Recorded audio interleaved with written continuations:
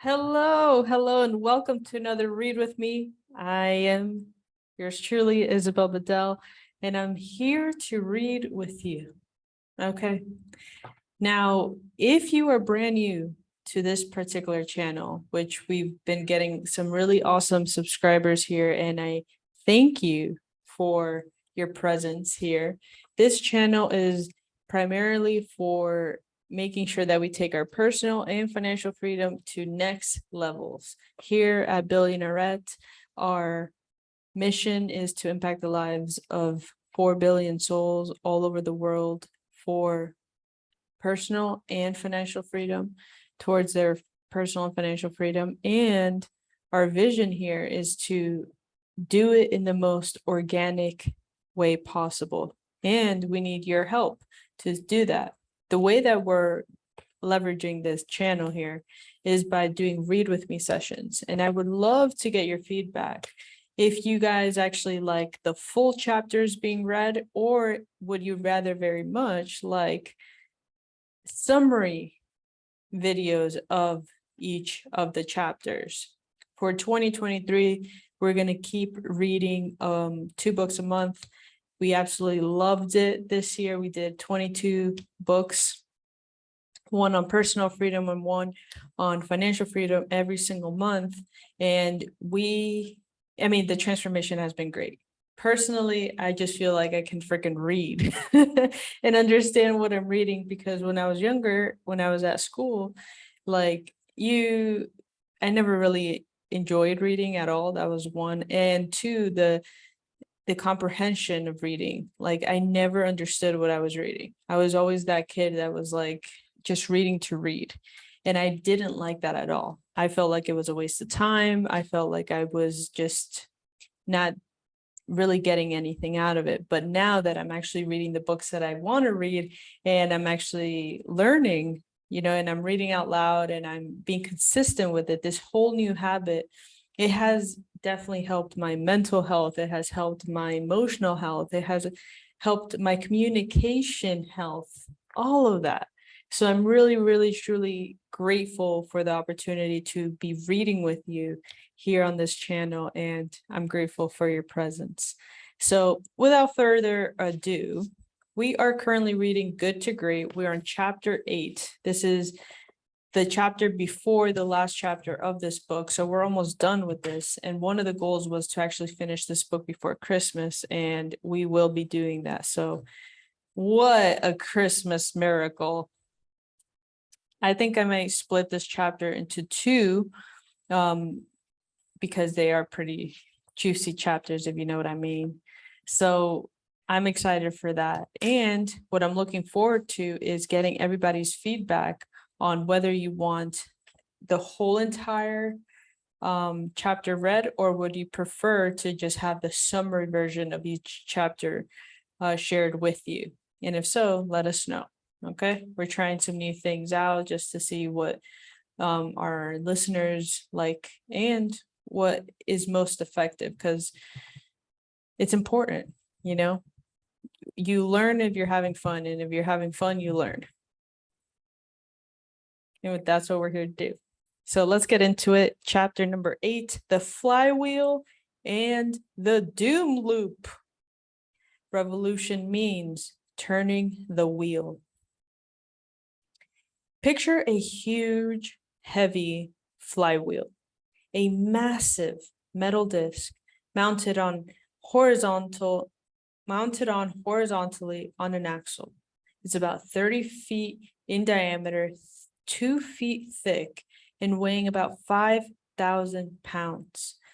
Now imagine that your task is to get that flywheel rotating on the axle as fast and as long as possible.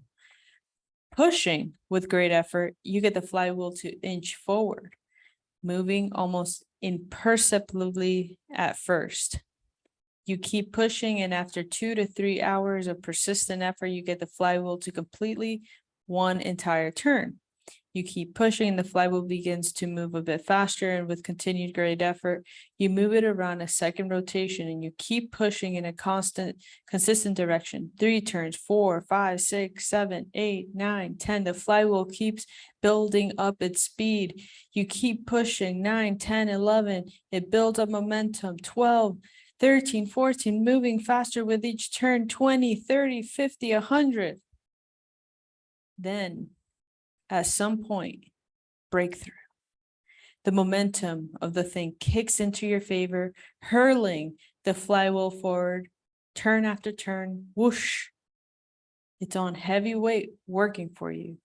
You're pushing no harder than during the first rotation, but the flywheel goes faster and faster. Each turn of the flywheel builds upon work done earlier, compounding your investment of effort. 8,000 times faster, then 10,000, then 100,000.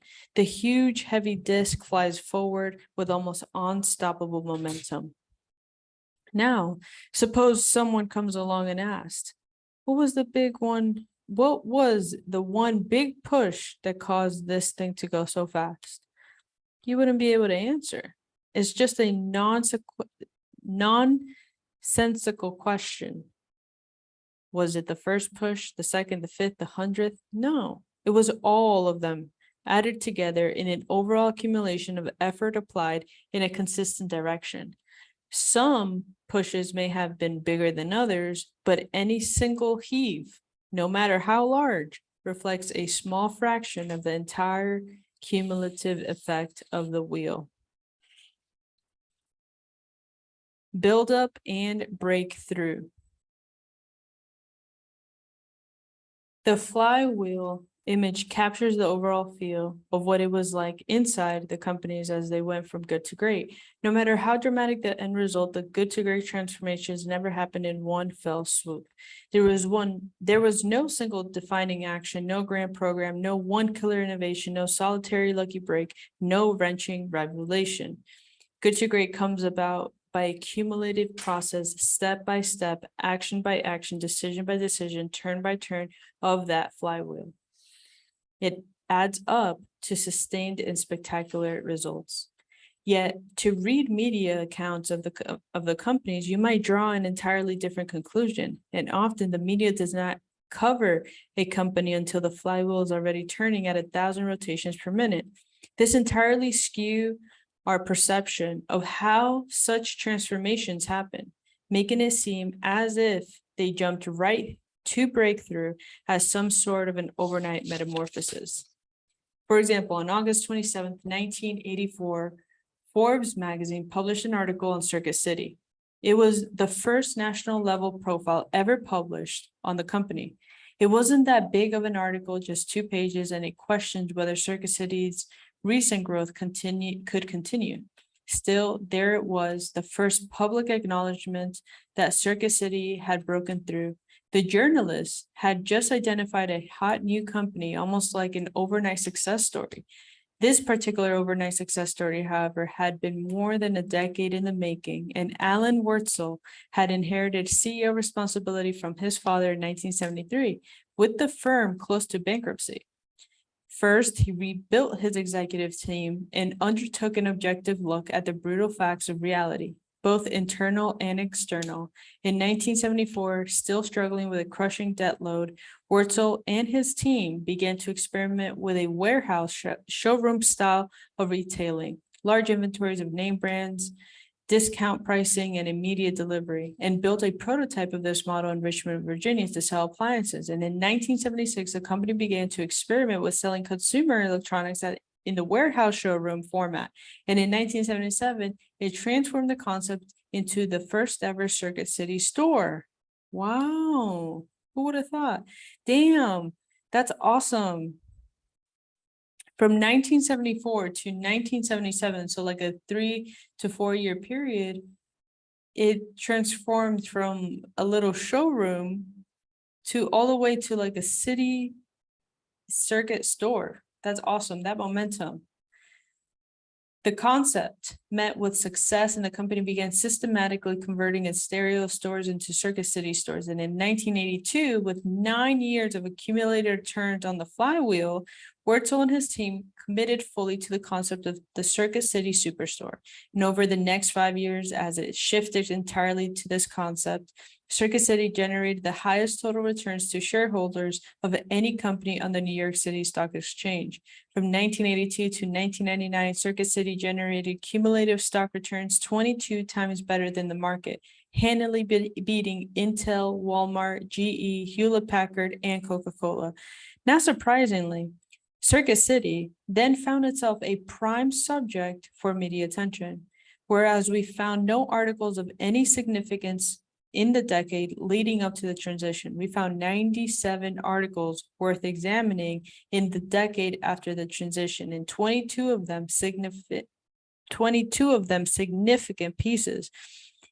It's as if the company hadn't even existed prior to that. And despite having traded on a major stock exchange since 1968, and despite the remarkable progress made by Wurtzel and his team in the decade leading up to the breakthrough point, the Circuit City experience reflects a common pattern. In the case after case, we found few articles in the decades leading up to the point of transition than in the decade after, by an average factor of nearly 3 times. That's crazy. Wow.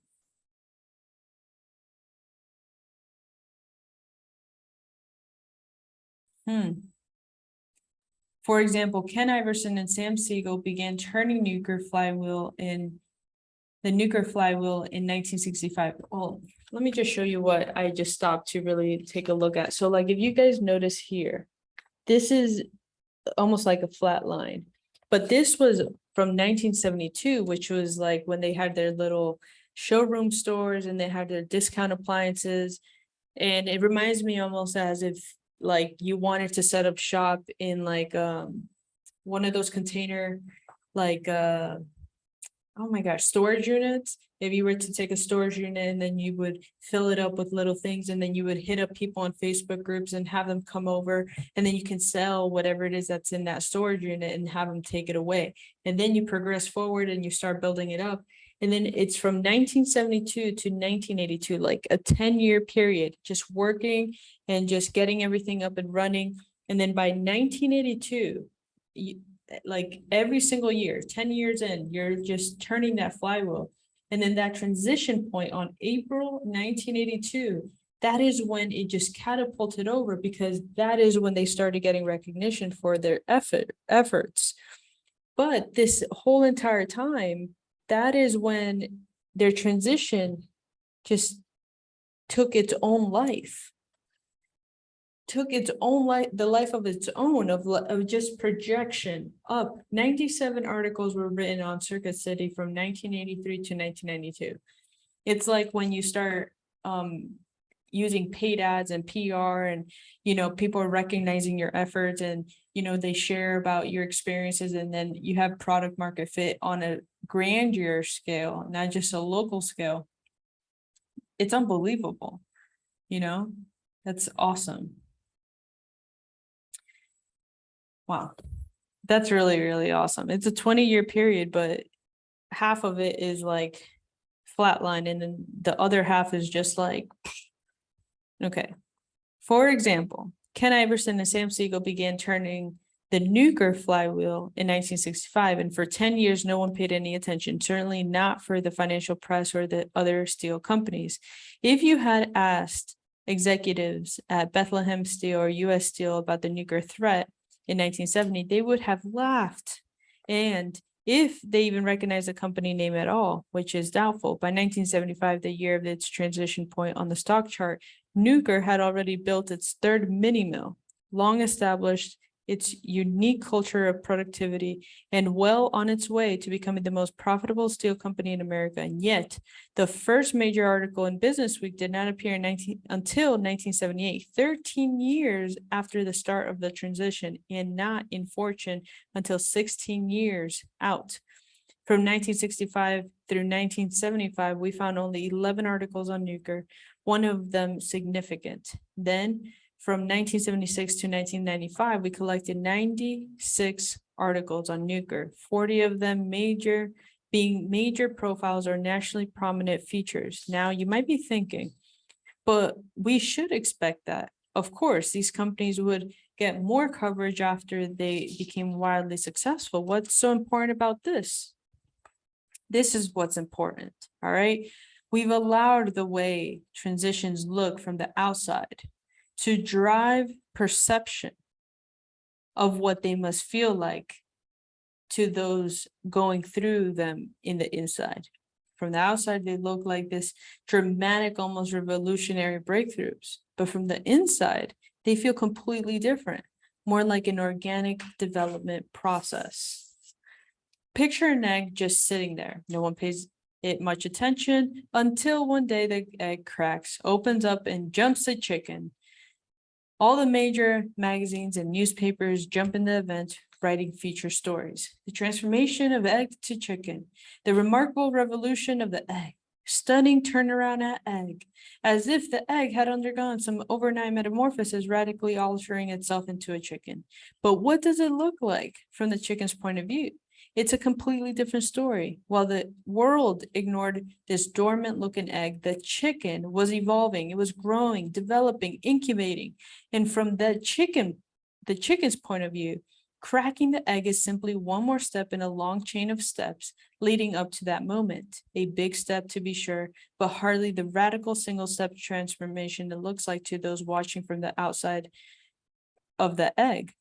It's a silly analogy, granted, but I'm using it to highlight a very important finding from our research. And we kept thinking that we'd find the one thing, the miracle component that defined the breakthrough. And we even pushed for it in our interviews. But the Good to Great executives simply could not pinpoint a single key event or moment in time that exemplified the transition.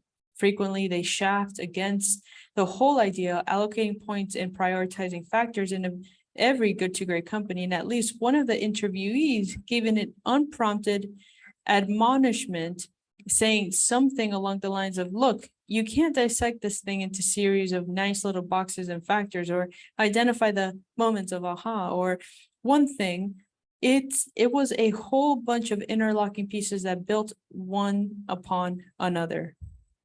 And even in the most dramatic case in our study, Kimberly-Clark selling the mills, the executives described an organic cumulative process. Darwin did not change the direction of the company overnight. He evolved it over time. The transition wasn't like night and day.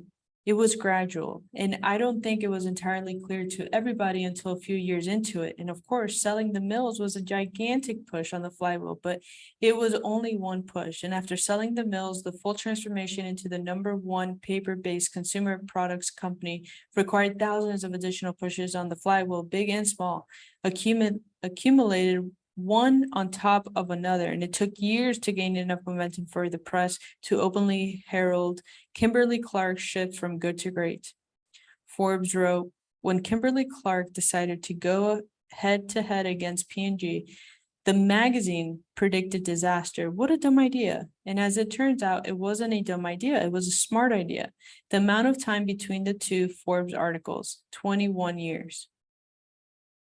While working on the project, we made a habit of asking executives who visited our research laboratory what they would want to know from the research. And one CEO said, what did they call what they were doing? Did they have a name for it? How did they talk about it at the time? It's a great question, and we went back to look. In the astounding answer, they didn't call it anything. The good to great companies had no name for their transformations. There was no launch event, no tagline, no pragmatic feel whatsoever. Some executives said that they weren't even aware that a major transformation was underway until they were well into it. And it was often more obvious to them after the fact than at the time.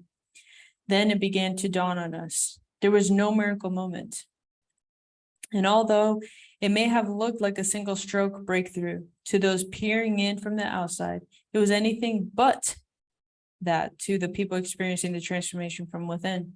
Rather, it was a quiet, deliberate process of figuring out what needed to be done to create the best future results, and then simply taking those steps, one after the other, turn by turn of the flywheel. After pushing on the flywheel in a consistent direction over an extended period of time, they inevitably hit a point of breakthrough. Wow.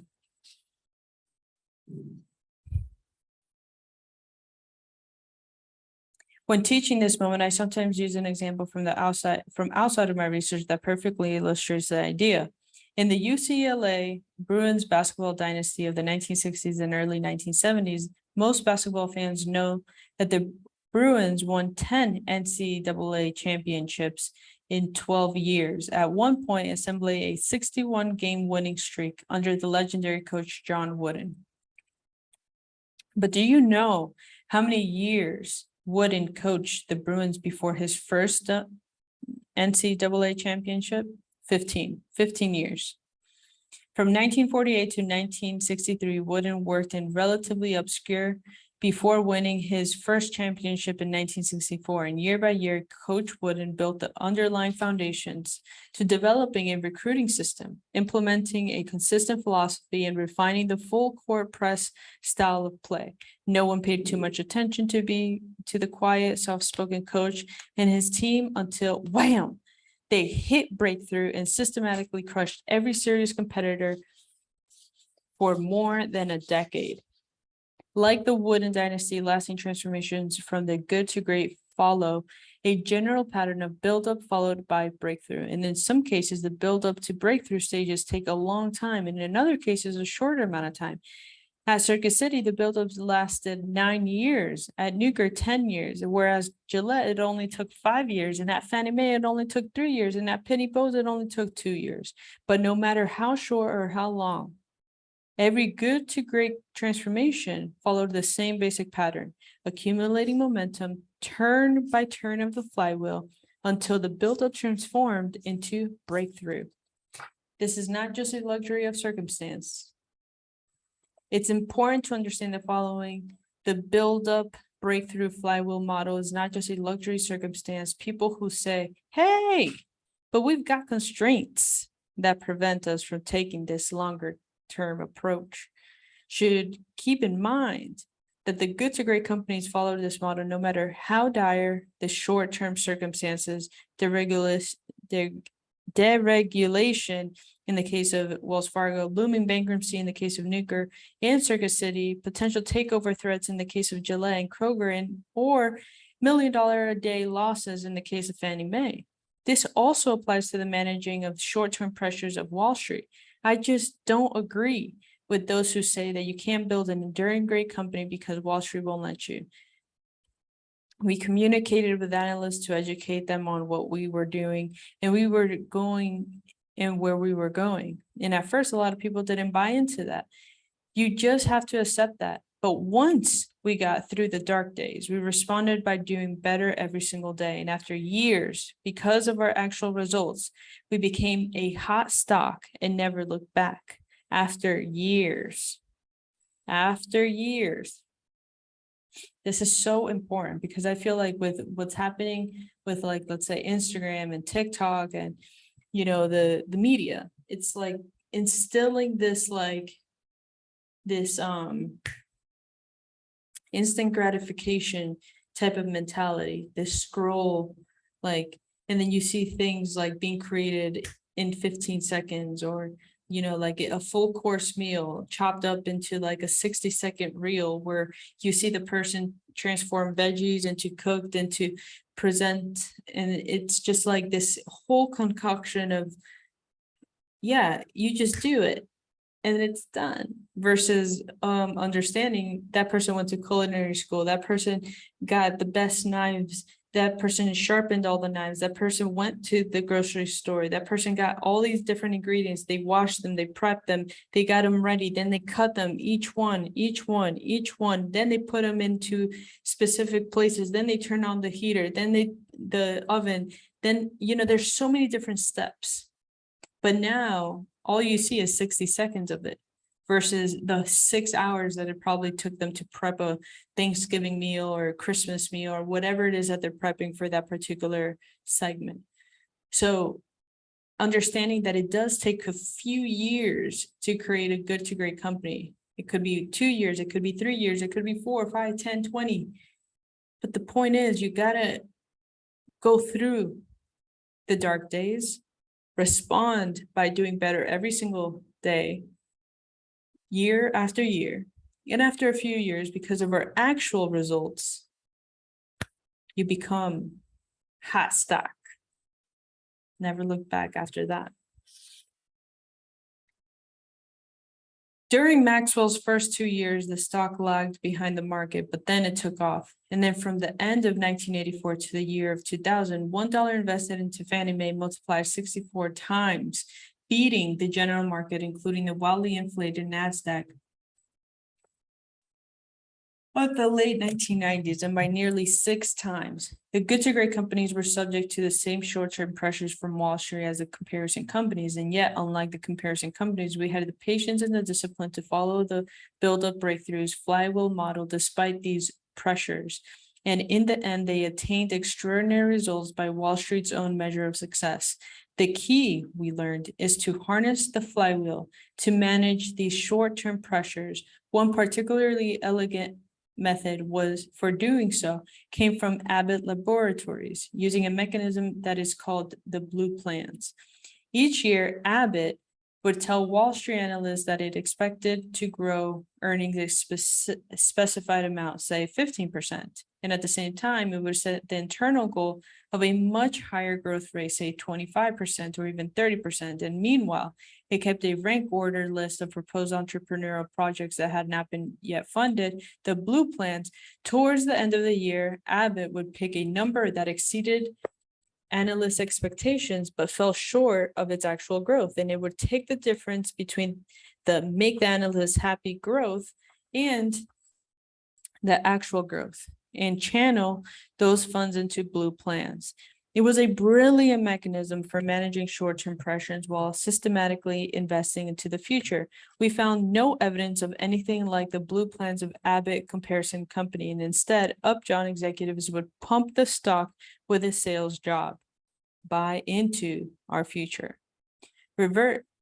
Reverently intoning the phrase investing for the long term.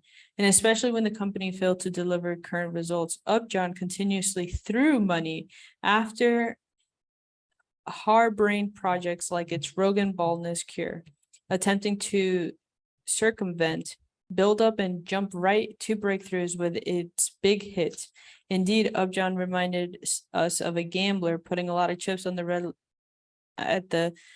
red at Las Vegas and saying, see, we're investing for our future. And of course, when the future arrived, the promised results rarely appeared.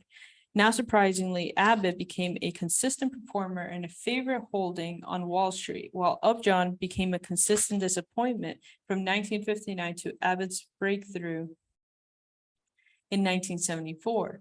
The two stocks roughly tracked each other. Then they dramatically diverged, with the Upjohn falling more than 60 times behind Abbott before they were acquired in 1995. Like Fannie Mae and Abbott, all the good to great companies effectively managed Wall Street during their build-up breakthrough years, and they saw no contradiction between the two. They simply focused on accumulating results and often practicing the time-honored discipline of under-promising and over-delivering. They simply focus on accumulating results, often practicing the time-honored discipline of under-promising and over-delivering. And as the results began to accumulate, as the flywheel built momentum, the investing community came along with great enthusiasm. That's awesome. I love that. In the next chapter, in the next video, we're gonna get into part 2 of this amazing chapter 8, and we're gonna get deeper into what the flywheel effect is. Wow, look at these charts, like they look so intense, just comparing one company versus the other company and how they diverge from one another from what we just went over, which is understanding, how the good to great companies measure their own success and how the strategy involved is not necessarily a big type of strategy. They just set themselves up to consistently deliver. And they over deliver when they say that they were going to do something. So if they said, we're going to be reaching, what they were saying, like 15%, they internally set the expectations within the team, within the organizations, within the tracking, within all of that to go to 25 to even 30%. So they can always over deliver. And that's a secret that you want to do. I feel like all of us want to over deliver, and fall short of if we don't have the right team in place, or we don't have the right expectations in place, or we don't have the right systems in place, because it all falls on your shoulders. So really, really important type of structure here. So I'm excited. I'll see you in the next video where we cover what the flywheel effect is all about. See ya.